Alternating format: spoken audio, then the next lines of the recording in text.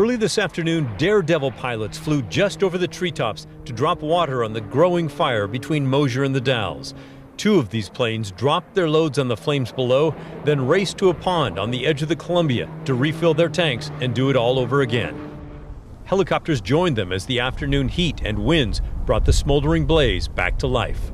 We're near the leading edge of the fire. It's burning in these gullies where the grass is brown and super dry, and the trees are dry too, and the wind continues to push it to the east. It's still miles to the west of the Dalles, but the fire is burning in that general direction, and crews know to always worry about the gorge winds. The sides that are going to primarily be affected that we're concerned about today is the south and east side of the fire.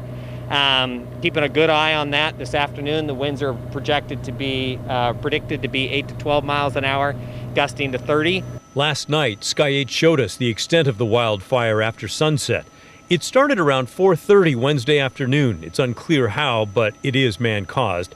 In just over 5 hours, it grew to 500 acres, and then nearly 800 acres by 1 a.m. As many as 900 people were told to leave their homes. Just telling everybody. This man, Rusty, was one of them. It was kind of a cluster, just everyone just escaping and lots of traffic going past each other, Now he worries about his neighbors' properties. Charles Keller is another who left in a hurry last night. Yeah, it was chaotic. It was, last thing you want to hear is level 3, and that's, it's scary deal. Fire's never a good thing. The fire is burning in both fields and forest land between Mosier and the Dalles. There are many homes and ranches out this way, and those who live here know this is a dangerous season. We've lived here for a long time, and wildfire is just a fact of life. And we spend a lot of time every spring doing mowing and thinning and the like, to maintain a buffer. So a spokesperson for the fire department said that 4 structures indeed were burned. They were not able to say if they were homes, but locals have told me that at least 2 of those structures are homes in this area.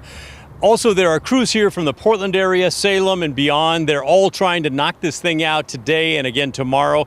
They want it done before the big scorching heat of the weekend comes. And finally, FEMA announced this afternoon that they were going to help pay for most of this fire and throw in an extra $600,000 for the cleanup afterwards. Back to you.